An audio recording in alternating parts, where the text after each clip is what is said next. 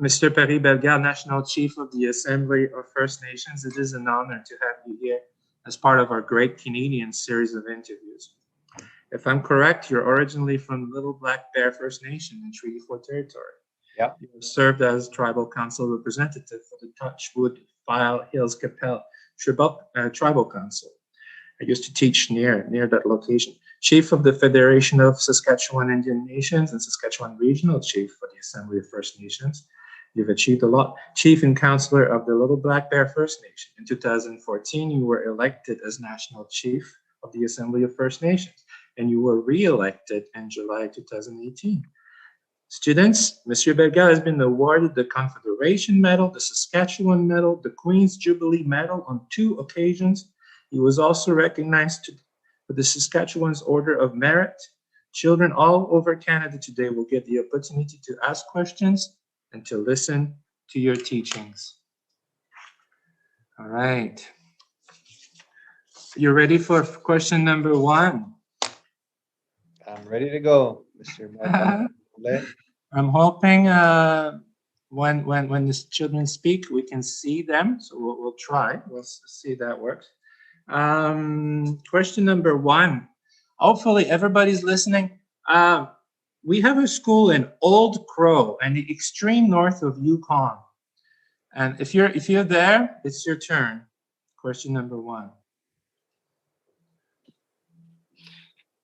My name is Jace Charlie.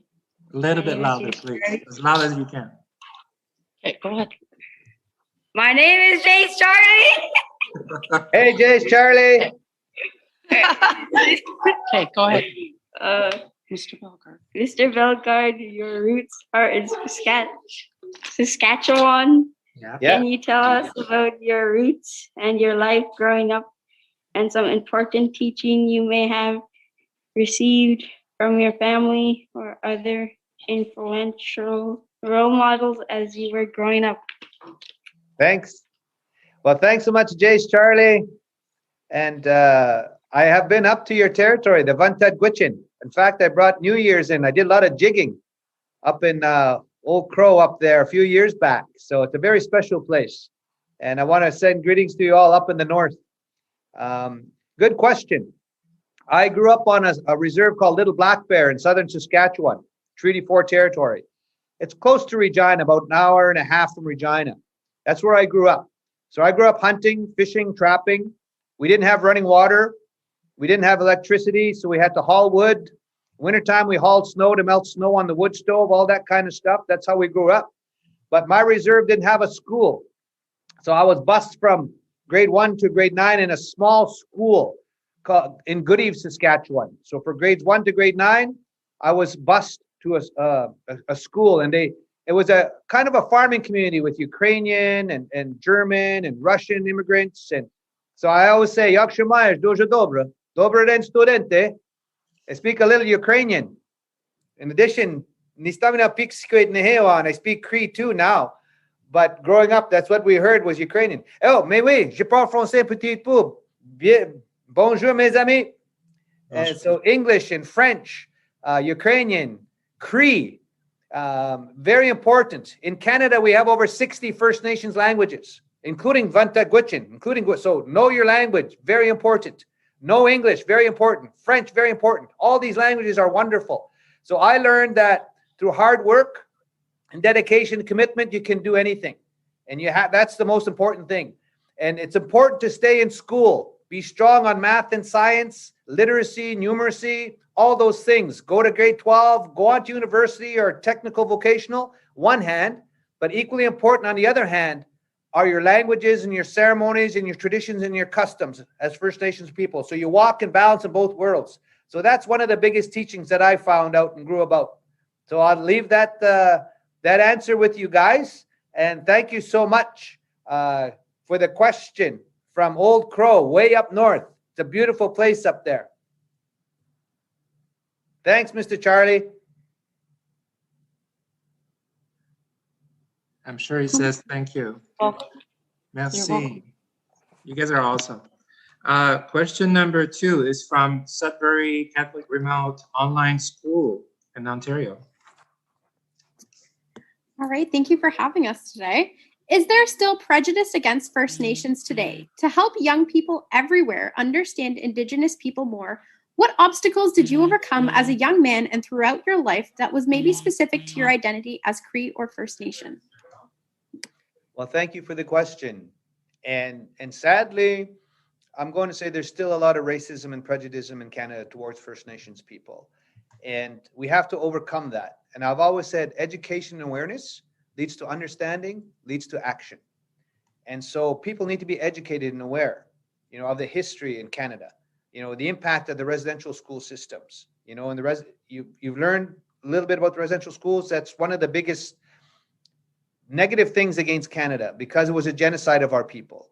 And then as well, the imposition of the Indian Act in 1876, something else, because under that Indian Act, we couldn't leave the reserve without a permit till 1951. We couldn't have access to a lawyer for legal advice till 1951. There are so many things. So there's a lot of education and awareness that has to happen in order to move beyond a lot of the racial and the negative stereotypes. And that's what we have to do. We got to learn about the history of Canada, and it begins in schools from kindergarten to grade 12. This should be taught so that in addition to learning about the Treaty of Ghent and the Treaty of Versailles, you should know about the Treaty number 9 in your territory in Sudbury.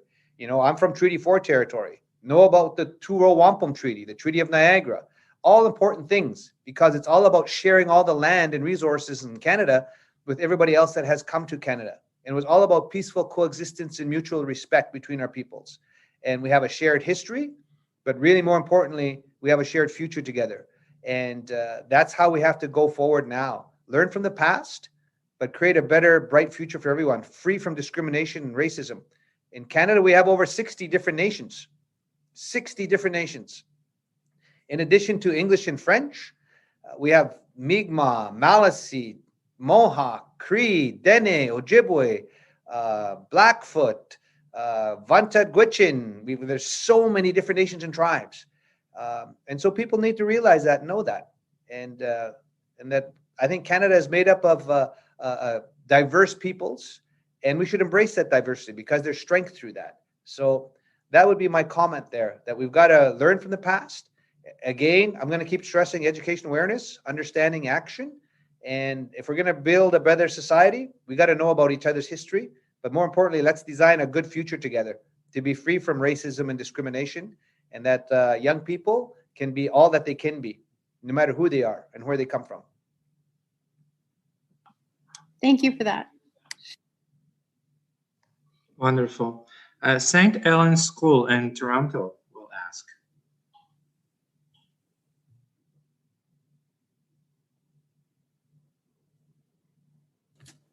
To break prejudice, stereotypes, and ignorance about First Nations, can you tell the children of Canada one positive thing about First Nations which they may not know, and dispel one false idea about First Nations which they may have gotten from watching the media?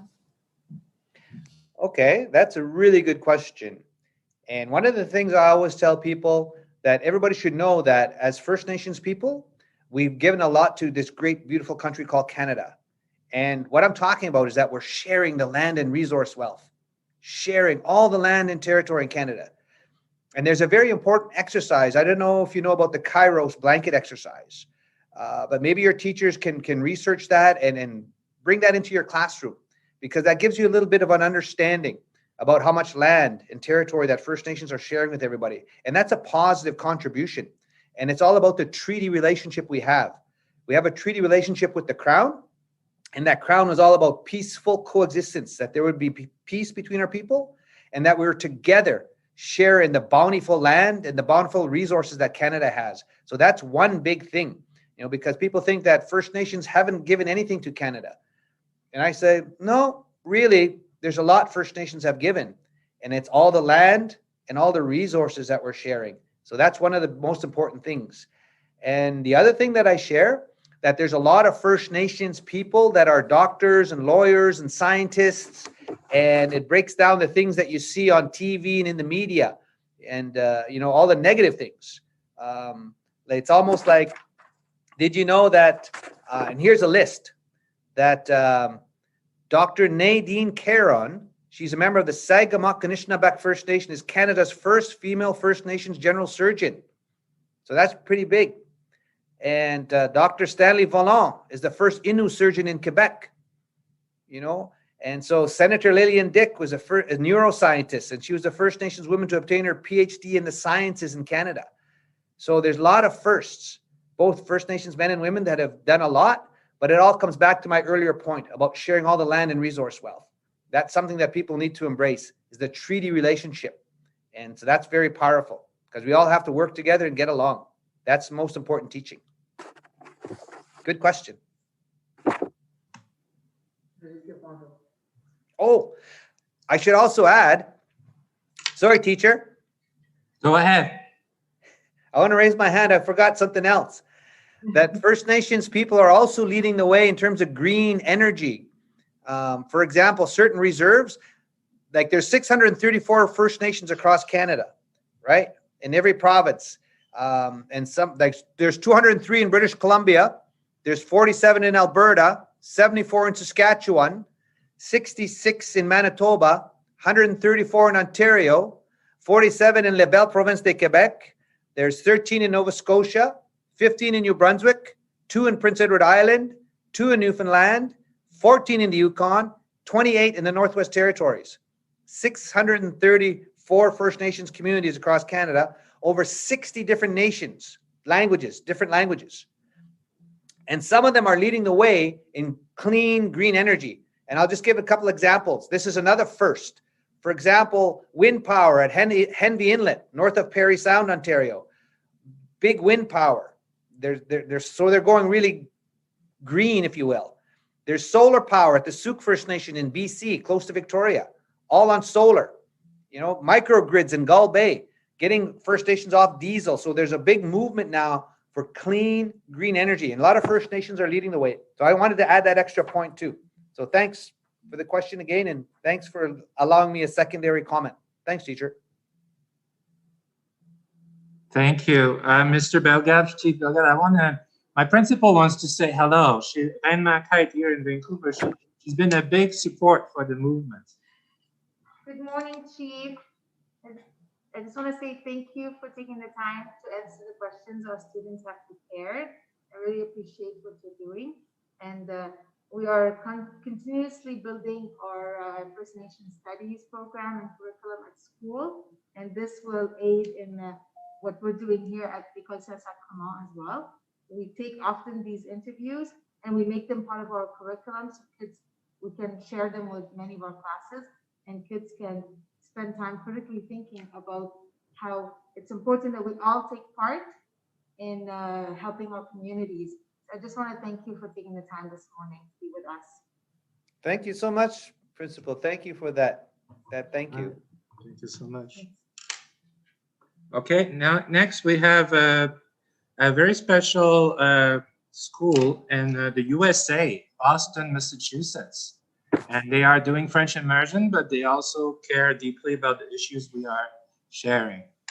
So teacher Cynthia, on behalf of her students. Bonjour, hello. My name is Cynthia Texera, and I'm a French immersion teacher at Robert Adams Middle School in Holliston, Massachusetts. We're located just outside of Boston, Massachusetts. We're on February vacation this week, so all the ice is happening here too, but we're all home anyway. So I would like to ask my questions on behalf of my students, premièrement en français and then in English. Quel est le rôle principal de l'APN? Aussi, nous voudrions savoir si vous avez d'autres groupes autochtones dans d'autres parties du monde, comme les États-Unis, l'Australie, même l'Europe, l'Afrique et l'Asie. Et est-ce que vous travaillez avec les Nations Unies? What is the role of the AFN? Also, we would like to know if you work with Indigenous people in other countries around the world, such as the US, Australia, or even Europe, Africa, or Asia. And do you also work with the United Nations? Merci beaucoup, madame. Question très excellent. Thank you so much for the question, an excellent question. And the role of the Assembly of First Nations is we're a lobby advocacy organization. So there's 634 chiefs across Canada. Every 3 years, those 634 chiefs get together to elect a national chief. C'est moi. So we work with federal government to bring about policy and legislation, respecting inherent rights, treaty rights, Aboriginal rights and title. We influence the federal budgeting cycle every year to make sure there's adequate resources in all the different departments, to make sure there's adequate investments in education and in housing and in water and in infrastructure. All those things, the social determinants of health. We try to influence the throne speech here in Canada because that sets out the government's priorities. So we advocate on behalf of First Nations citizens right across Canada. It's synonymous with down in the States with your National Congress of American Indians. Similar, but a little different. So there's some synergies there. And yes, we do work with other Indigenous peoples from throughout the world through the United Nations. For example, we worked on the United Nations Declaration on the Rights of Indigenous Peoples, which was passed by the United Nations in 2007. And now we're working with nation states here in Canada, for example, to give it legal effect through a federal bill called Bill C-15. So now, what is President Biden doing to implement the UN Declaration down in the USA? That would be a question for him. Like, how are they giving legal effect down there in that nation state? So we work with other Indigenous peoples from throughout the world through the expert mechanism on the rights of Indigenous peoples, through different United Nations bodies that we try to influence at the world level. So we work with the Maori in New Zealand, we work with the Aborigines in Australia. So we do at certain times come together at a global stage, because I use that UN Declaration as one example of how all the Indigenous peoples from throughout the world worked on that. And so that's what we do. So it's an advocacy, and we make presentations within the United Nations, for example, at the CERD, the Committee for Elimination of Racial Discrimination, different United Nations bodies at certain times of the year. So that's my answer to your very excellent question. Great, merci beaucoup. Thanks. Bienvenue. Guardian Angels Elementary School in Stittsville, Ontario. Hi, I'm Ethan, and my question is, what does truth, healing, and reconciliation mean to you? Good question. Good morning to Stittsville. It's a good question. Truth, healing, and reconciliation mean to me? Well, I think it means truth, healing, and reconciliation would mean that as First Nations people in Canada, that we have the same good quality schools that everybody has, that we have access to good potable drinking water that everybody else does, and that we have good housing for people, just like everybody else does. So I call it closing the gap. There's a big gap that needs to be closed. So Canada is rated really high up for quality of life. It's a beautiful country, Canada. It's a great country. But when you apply the same factors to First Nations people, like Canada's up here, rated number 6 according to the United Nations Human Development Index. But when you apply the same things to First Nations people, we're 63rd. So to me, truth, healing, reconciliation means that this gap will be closed so that everybody has the same good quality to education and healthcare and justice and housing and water. That to me would mean a lot. And healing and reconciliation would mean as well that every school across Canada knows about the residential school systems. Every school across Canada would know what the Indian Act is. Every school across Canada would embrace the treaty relationship we have because we're sharing all the land and resources with everybody across Canada. And how as First Nations people, that gap has to close. So to me, that would be important. Truth, healing, and reconciliation as well would mean that we embrace this beautiful English language, and as well that we embrace this beautiful French, en français, s'il vous plaît. Mais oui, je parle français un petit peu. In French, nistamnia pixked nehean. Also in Cree. So embracing all the different languages. Canada's national treasures are our 60 plus First Nations languages. Mi'kmaq, Algonquin, Mohawk, Cree, Dene, Blackfoot. There's so many. So French and English, yes, but also embrace the validity of our languages as well. So that if that can all happen, that's truth and that's reconciliation and healing, closing the gap and working together to accept our diversity and our different languages and our different customs and traditions and making a better country together. That would be huge. Thank you. Thank you for the question. Charles P. Allen High School in Halifax, Canada. Hello, good morning. It's so nice to be meeting with you. So, I want to address you the following question. Us at Charles P. Allen want to ask you that how can we as young people all over Canada and all over the world really participate in healing and reconciliation? Do you as an individual have hope that the young people will be able to succeed at healing and reconciliation where previous generations have not been able to achieve that goal? Good question from Halifax. And I've always said this, always try to leave more hope in a room than when you walked into it. Always try to provide more hope for people. So even just by what we're doing today, by having a talk and having a dialogue and taking questions, it's hopeful that we're going to build a better future together, free from discrimination and racism. I would say, how can Canada, our young people, I would say to young people, get to know what the Truth and Reconciliation Commission's calls to action are, the 94 calls to action. Embrace those 94 calls to action and work towards implementation of those 94 calls to action. Write letters to your members of parliament to implement the 94 calls to action from the Truth and Reconciliation Commission. Learn about the missing and murdered Indigenous women and girls, over 200 plus calls for justice for MMIW, and help and push your MPs to implement those recommendations in the missing and murdered Indigenous women and girls. And it's almost like if those can happen, young people, because young people in Canada, the fastest growing segment of Canada's population are young First Nations men and women. So the young people, you have a strong voice, you have a strong movement. I don't say you're leaders of tomorrow, you're leaders of today, and you can affect change, no question. So to me, that's hopeful and that's mindful. Going forward from today, get to know what TRC is, MMIW, learn about the treaties. If you're in Halifax, you've got treaties. You know, there's treaties with the Crown that have to be honored and implemented according to their spirit and intent. You know, we saw what happened with the Mi'kmaq fishers, right? Over the lobster fishery. So there's lots, because it's all about peaceful coexistence and mutual respect. That's what the treaty relationship is about. And if we can embrace that and everybody can get that taught in the school curriculums, that's a powerful message. So even changing the curriculums in the schools, embracing all those different reports, calling your MPs, getting your teachers, your school to do these things to help bring about policy and legislative change are all things. So young people, you are leaders of today. You can bring affect change in a very big way for all of Canada. So I salute you and thank you for that. That's a really good question. Chief Bellegarde, your team asked us to keep a close watch on the time. Do you have an extra 5 minutes? Or Yes. Okay. One more question real quick for the Cheetahs for Change in Halifax. So here's my next question for you.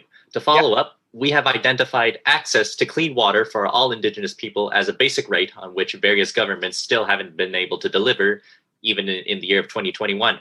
What do you think are some other major plates at the forefront of your agenda right now?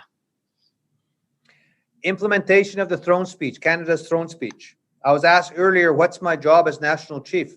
My job is to advocate for inherent rights, treaty rights, Aboriginal rights, title and jurisdiction, and bring about policy and legislative change. But the most important thing is to influence Canada's throne speech.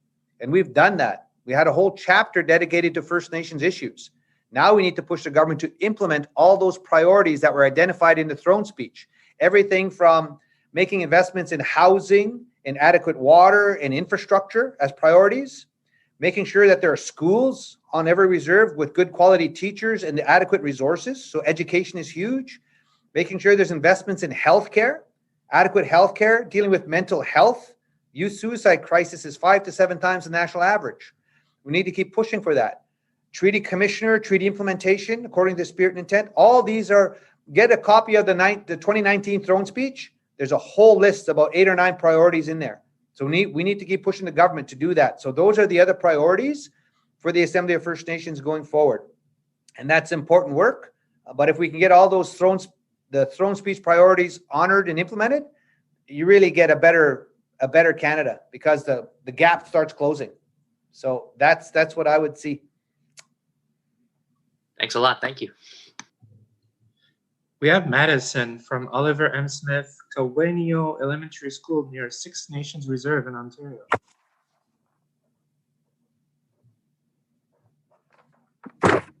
Sega, hello. There you I go. am Madison. I'm from the Mohawk Nation Turtle Clan. Our question is, what relationships does AFN keep with the Inuit nations of Northern Canada? How do you work together for the rights of all Indigenous peoples? Sego, Skanago. It's a good, beautiful language, Mohawk. Good question about the Inuit. Nathan Obed is president of the ITK. They're their national organization. And so we work with them on things like the United Nations Declaration on the Rights of Indigenous Peoples to see that honored and implemented.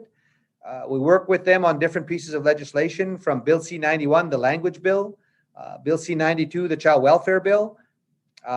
So we work with them on different files, especially within the United Nations as well.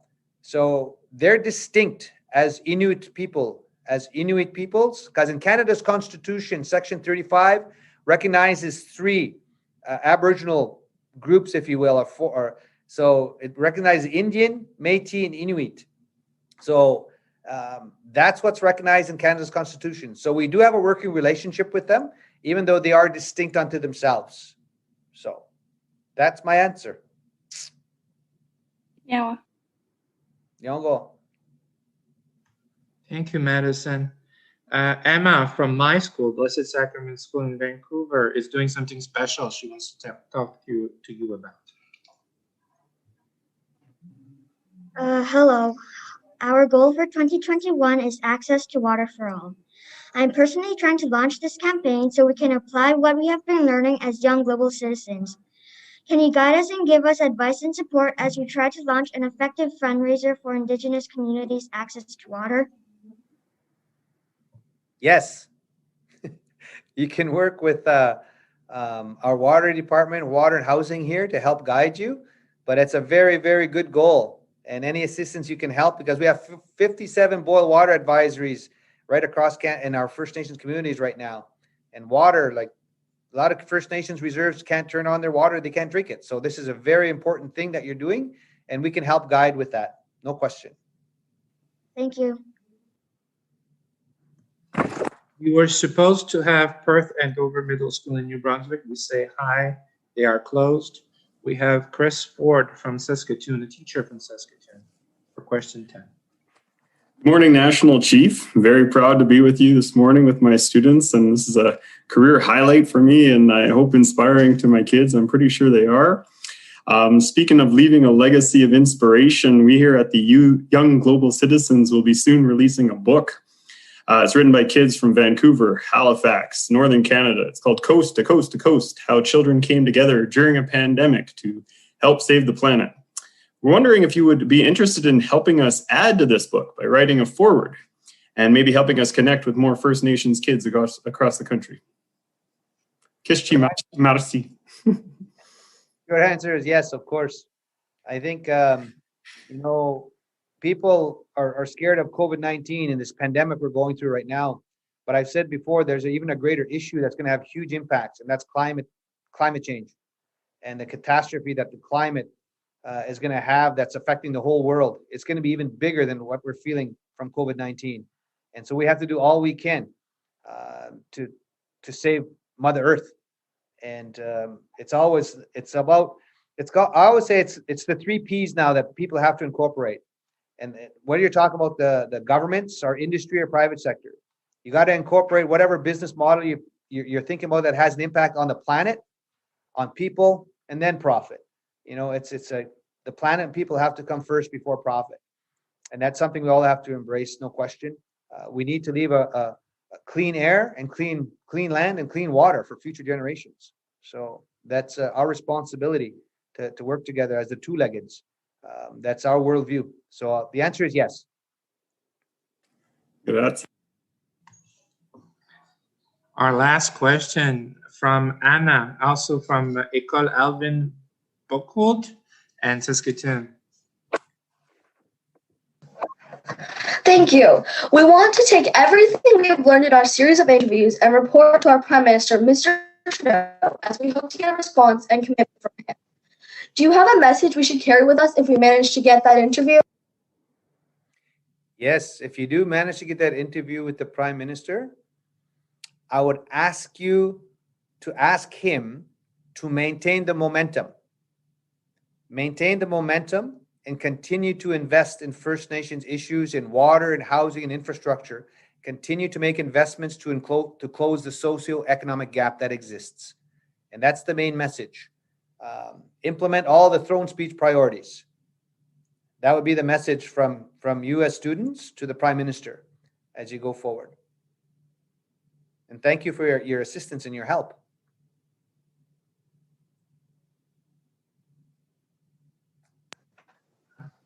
Thank you, Anna. Merci. Okay. And well, if I was Ashley, and she would be so grateful, and I'm so grateful. So an Ojibwe would say Megwich. I'm sorry if I don't say it properly. I really grateful for you today. And we just, all students, and this has been 6 months that you were one of the first persons that we wanted to interview when we started this movement. So this means more than we can ever express. So thank you so much, Chief Bellegarde. Do you have a final message for youth everywhere? Just to thank you all for the opportunity to be on this very special time with you.